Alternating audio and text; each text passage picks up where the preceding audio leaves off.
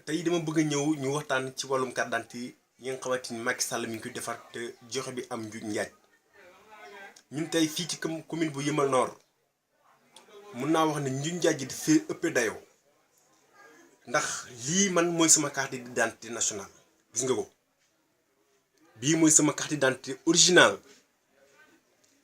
ñu dafa ma sama bureau de vote mu nekk école Malika récepteur bureau numéro 5 bureau numéro 5 tey ci yoon bu ma doon jot carte d'identité dama ci waroon a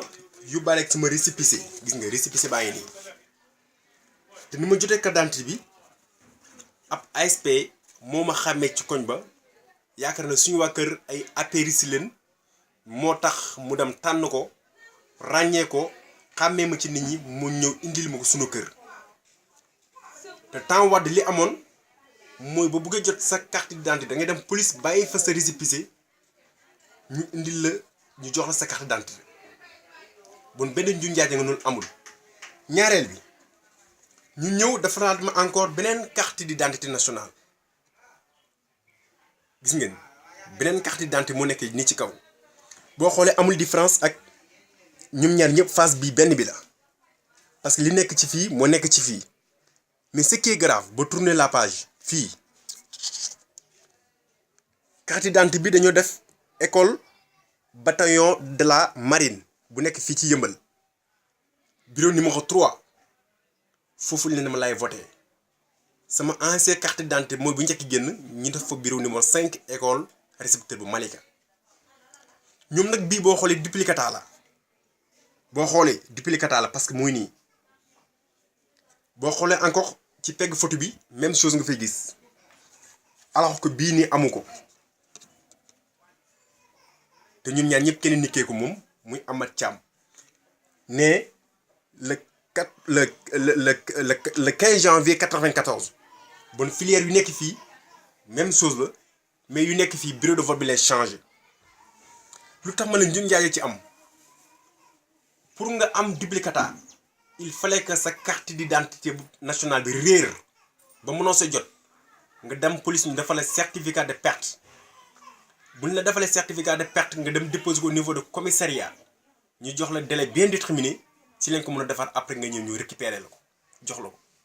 mais man dañu ma defaral certificat de perte à mon insu sama ginnaaw loo xam ne yëguma ko comme si sama carte d'identité dafa réer te maa ngi ko yore sama biir sac yëmu ci boo gisee ñu defal duplicata yu mel nii état bi dafa laat yeneen 465 bureaux de vote fictif te 465 bureaux de vote yooyu kenn mënu laa wax fu mu ne parce que école de bataillon marine lii ni amul école bi am na mais amul centre nekkul centre mosul nekk centre képp ku fa dem di voté yi boo voté ba pare dañ la fa defal ay mandataires yu mel ni benn bokk yaakaaram fa nekk ay Pastef ay nangama mais ñëpp ay apéristes leen soo wanee ginnaaw ñu changé seen filière defal ko Macky Sall loolu mu leen tax a jóg te boo ce qui est bizarre tey dama yor sama ñaari carte d'identité ak sama récépissé dégg nga plus sama ancien carte d'identité numérique muy 3 plus récépissé muy 4 ñoom nag li garaaw ñu ngi dugg ci kër yi di récupérer sa original bi mooy carte d'identité bu njëkk bi bii dañ koy récupérer bu ñu jox duplicata ba pare dañ lay wax naa ana sa original bi jox ñu ko parce que boobu dafa ñuy jum ci imprimante bi c'est pas vrai suñ kër am na sama benn tante buñ ci jox original ñëw indi ko duplicata bi ne ko léegi dañuy jox sa original bii nii bi la njëkk jox dafa am faute alors que faute boobu ñoom dañ koy récupérer ba pare naan dafa am faute yu bari jox ko kenn si ñoom koo xam ne niroo naa ñoom image pour que jour ji ñu dem voté yi yow tey boo demoon école bataillon marine dafa ne yaa ngi vote doo fekk bureau de vote wala boo ba nga fay fekk it soo paree Macky Sall lañ koy voté léegi nag li ma leen bàyyiloo xel mooy que ne képp ku ñëw seen kër naan jox ma sama carte d'identité wala kaay ma jox la sa duplicata nga jox ma sa carte d'identité lu bu leen ko nangu parce que élection yi dañ koy sàcc te boo xoolee ñu def 465 bureau de vote nouveau bureau de vote plus ñu orienté ci lu toll ci 79 000 je dis bien et vérifier les chiffres 79 000 électeurs leen orienté ci 465 bureau de vote yooyu te kenn laa mënu laa wax ne 479 000 yoolu mooy yu bees yi ñuy indi ay duplicata loolu la kon Macky Sall mën naa wax ne na day sàcc élection yi te nii la ko nar a sàccee nag ba ñun askan ñoo ci teel a jóg fexe ba lii ñu gars yi di def ba ñu njaaj gi fekkee wóoluwuñ seen bilan nañ ñu waxal parce que réew mi kat toll na foo xamante ni ay borom xam-xam ñoo ko mën a jiite mais pas ay sàcc ñoo koy jiite. fii ci Yeumbeul Nord nag commune bu Yeumbeul Nord fi ma dëkk muy Allo Baye Ñaax côté marché Fatou Doumbouya foofu mairie bi ñu ngi yónni ay nit ñoo xam dañu mbuboon ay ONG leen di dugg si kër yi di récupérer carte d'identité di la jox ay duplicata bañ leen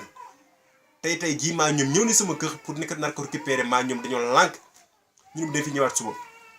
te app naa ko nag ñu dem ba dig mais du jaar commissariat bu Yeumbeul